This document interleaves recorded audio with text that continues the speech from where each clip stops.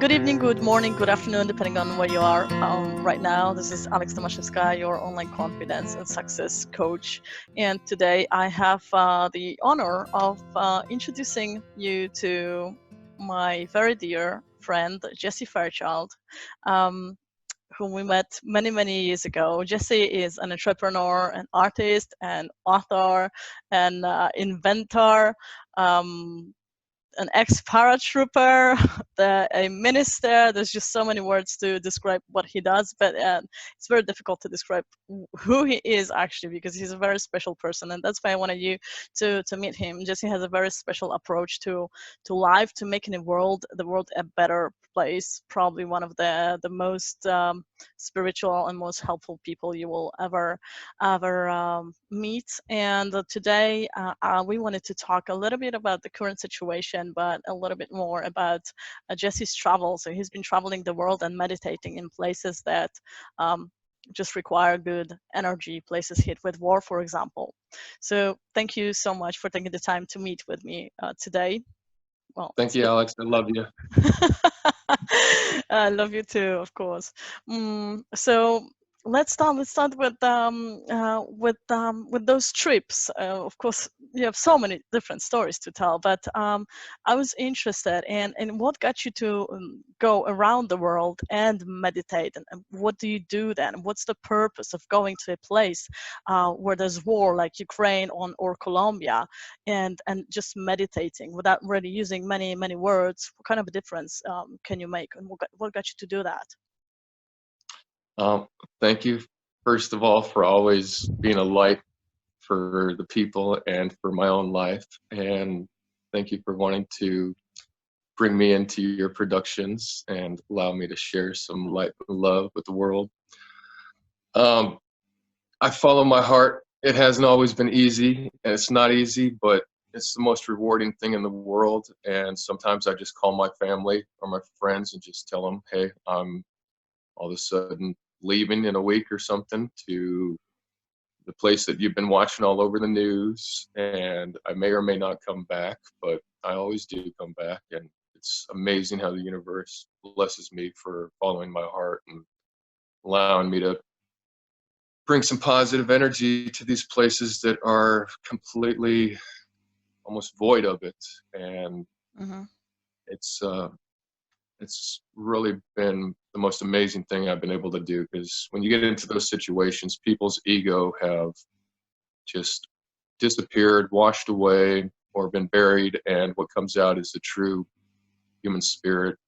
And most of the time, it is the most amazing thing you can meet, you can be introduced to in this world, is somebody who just has forgotten about all the bullshit in life, and they're just living day to day. But at that, they're also living for their neighbors, living for their loved ones, living for their family and friends, and everybody becomes a bigger and more beautiful community than they would have before without the hardships. And Mm. it's really an amazing thing.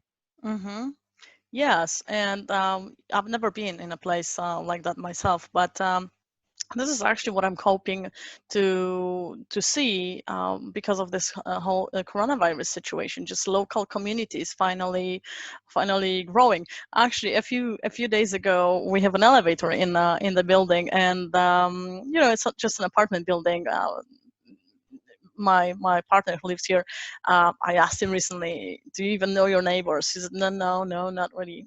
Hmm. And then in the elevator there was suddenly a note saying, I have 4 liters of semi-skimmed milk if anybody needs it. Call me at this and this number. So this is how people started to share, just milk. Yeah. It's a very simple thing, but I definitely would love to see the growth of those local communities. So it's very interesting that you mentioned that in the case of war. Um, so I think I remember you telling me about how you went to Ukraine during the war there a couple years ago. Could you tell us a little bit of what you did there? What was your experience? I remember there was just bullets flying all over you, and you were just like an oasis of peace. How did people react to that? How did you react to that? My great-grandparents are from Ukraine, and I've never been there before. Well, I had been there once, but never really to meet the people and everything. And my heart, or my grandparents, my great-grandparents were just telling me to go back there when their uprising started, when the people wanted to oust the negative influence from the head of Russia and just have their own freedom. And so I bought a ticket, flew in there. I was pretty much the only American in the country at the time, and they were being shot in downtown Kiev, snipers and grenades and burning buildings and everything. And I stayed at the Hotel Ukraine, which ended up being the rebels' headquarters. And before that, it was used by the regime to just hurt people out of it, shoot them and everything. And I was probably staying in one of the rooms where snipers were shooting out of. Mm-hmm. But I saw more flowers laid in the center of Kiev than I've ever seen in my life, from all the people coming out and just like protesting and being a part of it with their love. And it's so beautiful. I saw a land there that was transforming right before my eyes, and it lacked any true government and it lacked any laws, but all of the community was looking out for one another. They became this governmentless society, and I've seen it Mm-hmm. happen several times around the world, and there's many places that don't have governance. But when people just have a good heart, good intentions, and they're fighting for something of a better life, and there is no set way of life, the human nature just goes back to being a tribe and taking care of one another, looking out for each other. And um, the fear, though, is what will collapse or crush everybody, and that's how you win wars, is just by instilling fear in your enemy or in the battle. And Mm-hmm. before you know it, you don't even have to hurt anybody or shoot them. They destroy themselves. And Mm-hmm. we're at a parallel time right now to where I've seen this happen throughout the world, and we all just need to stay positive and bring Mm-hmm. that full game of light and love to the table and help each other and be that big tribe that we really are, connected as brothers and sisters, and just Mm-hmm. create something new and better.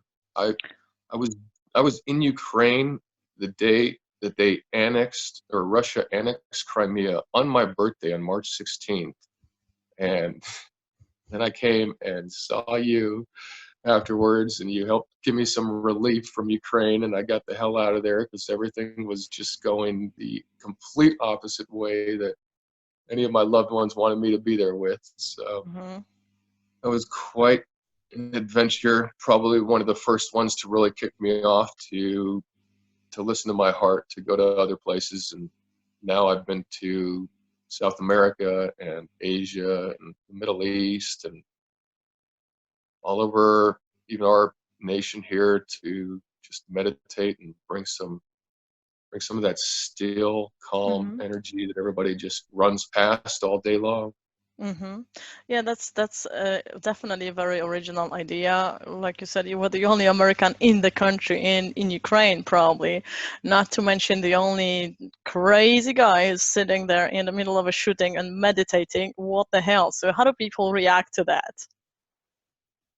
I I had I had made a couple friends who were in the French press, and luckily they were able to capture me sitting down and meditating. But when my eyes are closed, and I'm putting myself out there, I don't know what's going to happen to me. I don't see people's reactions around me, and other people give me feedback or take pictures and let me know. And what I experienced in Ukraine was just unreal. I had soldiers come up to me with their AK-47s and literally like check me out head to toe and then walk away and leave me be.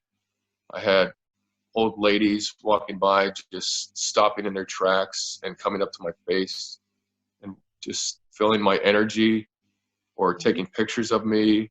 And I had no clue.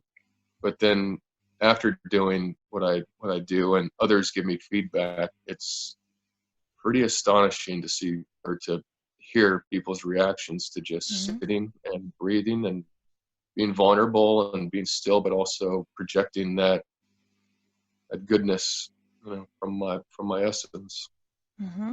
Mm-hmm. So in the end, you gave them hope, some sort of hope, some sort of a diversion from their everyday reality.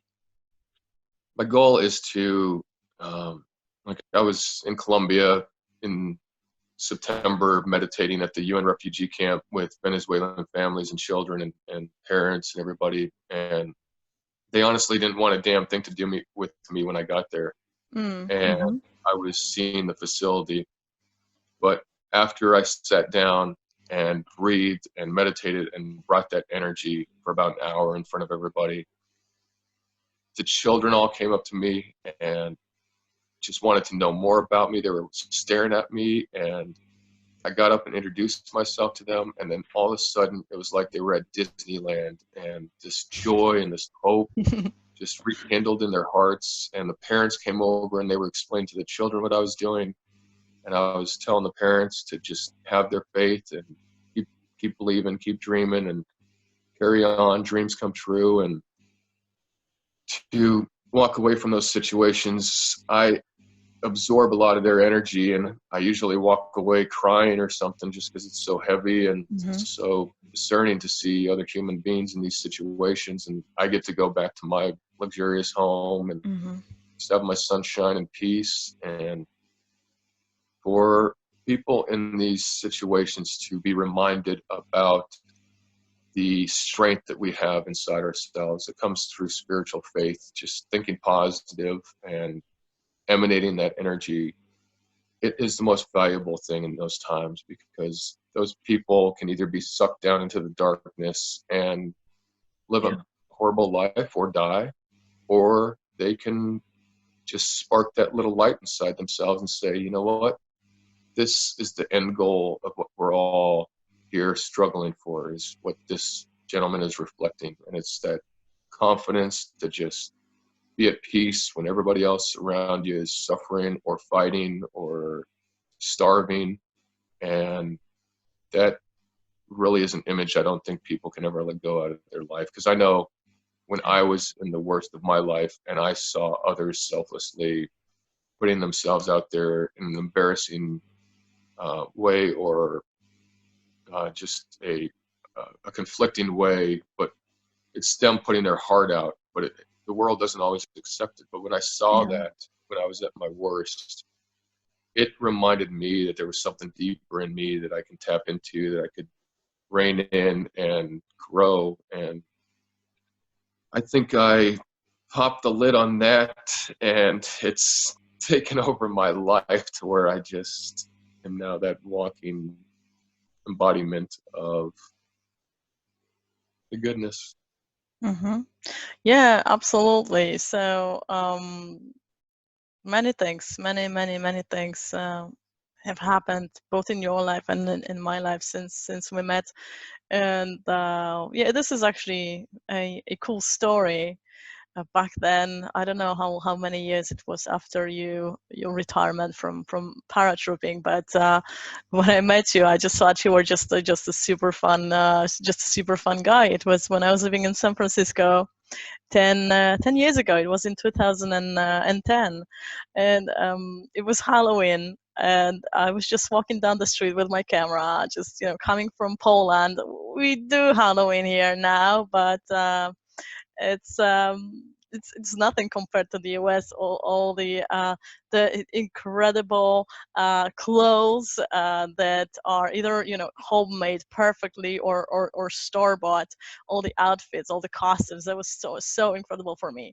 And I was just on my own there with my big camera, and I saw two guys that looked just like Dumb and Dumber, wearing those those silly suits, the blue light blue suit and the salmon suit and the cylinder hats and the what do you call this, the Okay. yeah, and I saw them, so I took a photo of them, and that was Jesse and his friend, and they really looked like actually like Dumb and Dumber. Jesse resembles Jim Carrey when he is characterized. He was characterized even with the chip in his tooth. Blackened out, so I almost thought it was real Jim Carrey, and he was able to do the dance, and they just created such an awesome couple.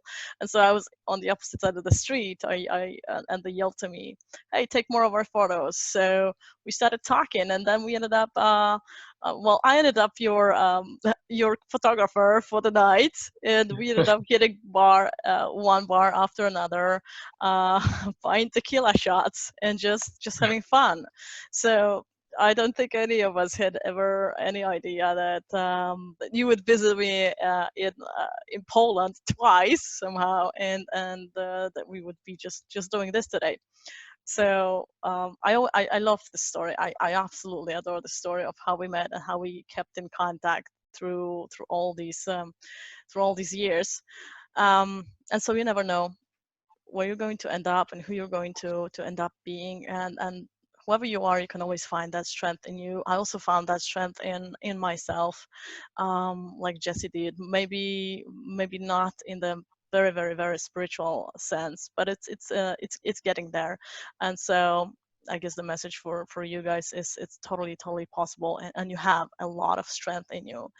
um, and so maybe let's talk about, right now there's a lot of fear, and I think this fear is one of the things, like you said, when you were in Ukraine, when you were talking about Ukraine, the fear is one of the worst things that we're facing right now, because that can actually get you to a very very bad place, that can bring you down. So when you learn how to manage this fear, it can actually help you just be reborn and start your life over. So it's very crucial to learn how to deal with this fear.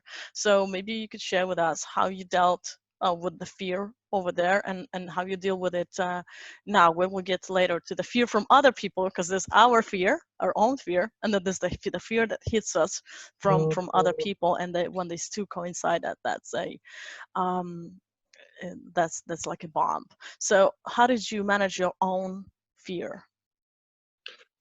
Um, Going into these situations is definitely a test of my own strength, and it gets to the point to where my body is shaking and I am about ready to pass out, or just literally turn around and walk away, because I'm thinking to myself with my doubts that what I'm doing is of no importance. But Mm. just taking the little steps of reminding myself that everything we do is valuable, and especially when it's for others selflessly, it really emanates. And the reward that comes out of that for just stepping into the unknown and trusting that the universe has got your back is the most incredible reward you could have out of anything in life. Like money, house, love, life, whatever. That is amazing to have blessings in that realm. But to know that the universe has really got your back in the stickiest or the most doubtful situations is just so sublime, so surreal. It turns into heaven on earth in those moments when you just put yourself out there. I I've been scared a lot in my life, and even during this situation, I was in Washington D.C. meditating. I had driven 3,000 miles across the country, camping in the wilderness and just meditating throughout the country. But Just last 2 weeks, I think that was. this 3 weeks ago, I ended up in Washington D.C. and I was meditating. And as I was meditating, Wall Street collapsed, and then the president and everybody, and I'm sure the president saw me meditating outside the White House there for a couple hours, reflecting on this energy. But um, the nation just went to shit as I was meditating and bringing light and love there. And Mm-hmm. I felt this ripple of fear and just uncertainty just explode from our capital and go throughout our nation. And then I had to make my way back home driving another Mm-hmm. 3,000 miles. And every day people were calling me, telling me, get home, the borders are going to close, martial laws coming in, all this stuff. And I just couldn't believe it. They were just trying to, the fear was so strong. Everybody was trying to feed me the fear. And Mm-hmm. what am I Yes. supposed to do? I'm 3,000 miles away from home, just like these other situations. But I just said, you know what? Everything's going to work out. I need to keep my faith and my strength and just enjoy my ride home, make the most of it, and enjoy nature and get my messages and answers from nature. And that's what I was doing that and soaking up the healing aspects of nature, and then coming back out and bringing it for the people. But Mm-hmm. nature has the answers. Nature has the stress relief. Nature has the perfect vibration for us to go into and to detox all of this anxiety and fear. And it rewards us with just peace and a reminder that Earth and the universe are going to flow on no matter what, and they've got it good. And where do we want to align ourselves with? The commercialism, the materialistic aspect of grabbing everything off the shelf and feeding ourselves till we can't stand up straight in a house that's on lockdown for weeks at a time? Or do we want to maybe reflect on the things we truly need in our life and what we think are valuable, and maybe incorporate more nature and nurture into our life rather than just thinking that the physical has all the answers? Because the metaphysical, the nature, the spirit, it is all for real. It's more powerful than anything we can ever build or Have. Yeah. destroy, or just think that we are not a part of. It's the most rewarding and most beautiful thing out there. And that's where I get a lot of my answers from. It's Mm-hmm. nature. Mm-hmm.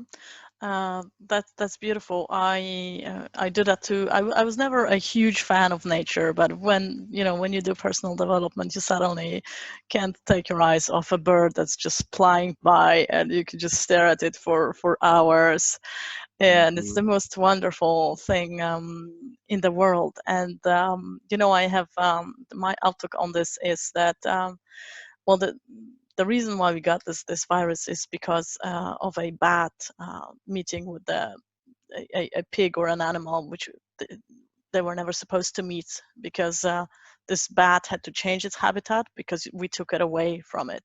So this is nature's way of telling us to step back, because she is powerful. Like, I think what we're getting right now is pretty mild, to be fair. I mean, it could have been much worse. It could have been Could have been the attacking, plague. so many more people. Yes. Yeah. So I think this is just like a nudge from nature saying step back and stop destroying me. But also the thing about taking your energy, getting grounded in nature, it also grounded us home, so that we now cannot use this nature because we need to stay in the concrete. We need to stay with all this shit that we have bought, all our TVs and gadgets and the internet, which we love so much. We isolate on the internet, and suddenly, Hmm. okay, isolation is all you get, so deal with that. So it's such a wonderful lesson, and I Yeah. hope people are going to get it, and then start enjoying nature and their communities so much more. So that's I where my see a thinking. grand Hmm. rebirthing taking place in the entire world right now, and it's a reflection. It's a reflection both personally and about the world. And like you said, what as much as it's horrific, what a beautiful way for the universe to have us stop, sit on our asses, not go to work, and think about maybe what even that work means to us and what our days mean to us, and if we're just using them to blow them off, or if we're actually living life every day. Hmm. This is a very paramount time for all of the spiritual warriors, all of the light workers, all of those who have strength and courage and who are self leaders, to stand up and employ all of those tools that they've learned, that they've got on their tool belt, bring them to the surface and just share them put that reflection out there so that others who are maybe going stir crazy in their house or with their family locked up or just missing nature, just give them that reflection that the sun does shine tomorrow. Fresh air comes in and clears out any disease and bacteria or whatever, and it's there for us to replenish with and to be resourceful with and respectful with, and all of that comes back to us. But this is such a paramount time for everybody and anybody to just share that light and love, because the reality, like you said about fear, is that a lot of people are scared right now, and that fear can be more imprisoning and be more decapitating or just hold you down like nothing else in the world. And it's just yourself holding yourself down, holding yourself back, because you're just not aligning yourself with that true balance of the world. And that true balance just comes from reflecting what's inside of us and then bringing that to the surface and allowing all of that to just flow. Yes. Yes, that's beautiful. And I also want to strengthen this message. And I've been talking about this a lot, leading at this time. If you have ever felt this courage inside of you to be the leader, not necessarily light, of course, light, spiritual, yes, absolutely. But if you have the courage to be an empathetic leader, it is the time to step up. It is the time to forget your own fear and start doing things for others. When you're calm, just being calm, you don't even have to do anything. Like, if you have this calm energy around it, it's going to do its job around you. So step out of your comfort zone a little bit, and we're here to support you. There's a lot of people who are just stepping up right now, and this is the time to shine your light. This is the time when the world already needs you, and it's time to stop hiding in the bushes and just show the world whatever you got, because you have the strength. We now have the strength that's so needed in the world.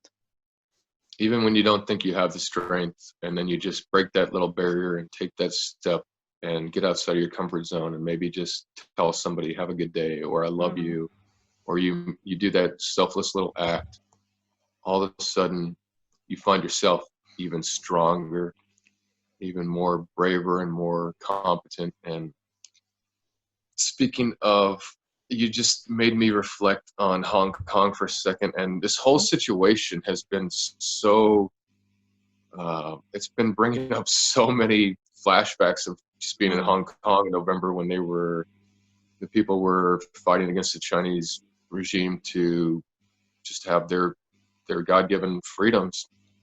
But everybody's wearing medical masks right now at the grocery store, out of the sidewalk.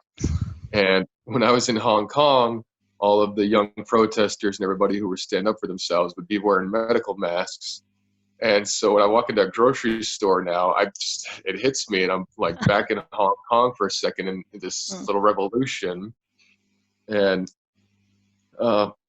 just speaking of getting out of your comfort zone and bringing that light to the surface, I sat down in the middle of a couple hundred people who had tore up the streets, who were fighting the Chinese police, and who were in full SWAT regalia, looking like Gestapo, and beating the crap out of people, putting guns to people's heads, or shooting them, or just trying to kill them with tear gas. And I had a hot tea in my hand, and it was in the morning, and I was walking, seeing the situation. I just came across it, and I just saw the darkness swirling around everybody and confusing them and wanting to take advantage of the situation to just pull everybody into this perplexed state to where it could take advantage of just doing what it needed to do or wanted to do.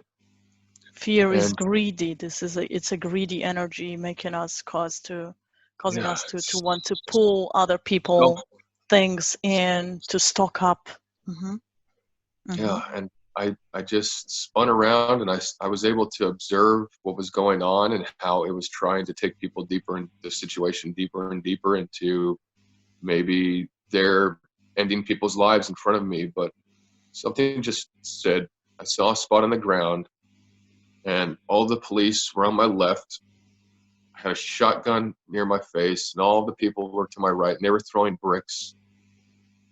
And I just put down my hot tea, saw this spot on the ground, and the spot on the ground actually spoke to me and said, "This is where you're going to sit. And this is where your life's going to change, maybe even end." And That's a nice I, invitation. I said, "This is what I'm here for." So I put down my tea and I took off my sunglasses and I just sat Buddhist style and just started praying so hard that everybody could see my mouth moving and the energy just pouring out of me. And after about 5 minutes, people stopped yelling, and I was working so much energy through me, I thought I was going to pass out, but it just kept flowing. And then after about 10 minutes, everybody got quiet, and I just kept pushing and pushing. And then after about 15 minutes, I opened my eyes, and all of the people were just staring at me, and all of the police had stopped attacking. And across from me were some people, the press was sitting there videotaping me. And I almost like just, I was in shock myself when I opened my eyes and I saw that literally just that reflection of what I was bringing stopped everybody from combating and wanting to destroy. When I stood up after about 25 minutes, I looked the police in their eyes, who were not the best of people with their intentions of how they were treating other people. I looked them dead in their eyes, and I could have been arrested at that point. I could have been whatever, but I just looked them in their eyes and I nodded to them, and they nodded back to me because they knew that what I was bringing was the right way to handle the situation. And for the people to reflect on that, I believe it gave them strength and just encouragement, and also for the brutal police to see me. It reminded them that maybe what they're doing is not the best way of treating your brothers and sisters out there. Then I walked away and couldn't believe that I just did that and walked away from the situation. And I cried for about an hour and just let that energy flow through me. And then it looks like a hopeless situation sometimes where I'm at and what I'm doing, and I forget that, or I can't see my ripples taking place in people's lives after I leave. But the feedback I get from people in those places, the friends I make, or what I see on the news is just outstanding, because I see where my ripples make a difference. And I don't know if it's throughout everywhere I go, but I see that ripple when I put it out there, and it is beautiful. That's very powerful, and I would definitely like to end here, everybody, with this, for everybody to just reflect on this. And I think the message here is that the ripple, we all make that ripple. We can all make that ripple. We make it anyway. Just try and make it a good one, and most times you will not see the ripple, but it doesn't mean that it's there. And sometimes you will have a chance to see it, cherish those moments, but just keep making the ripples, and it has a meaning. And everything we do has a huge meaning, even if sometimes you doubt it. Just keep going. Thank you so much for this. This was a brilliant story, and I hope you guys feel a little bit more inspired and hopeful and able to manage your own fear. Thank you, Jesse. I love you and all of your loved ones, Alex. And to everybody out there, please just think positive. It changes everything. and just believe, even if you don't have a drop of belief left in you. Just sounds crazy, but just find it and believe, and Yeah. it all rewards you and feeds you. And we live in an abundance of health, wealth, and happiness, and when you welcome that in, it shines on you and it pours, and just keep that flow going. And at that, I just hope everybody stays healthy and happy, and I love everybody. I love you too. Thank you so much, Jesse. Bye, guys. This is Alex Tomaszewska and Jesse Fairchild.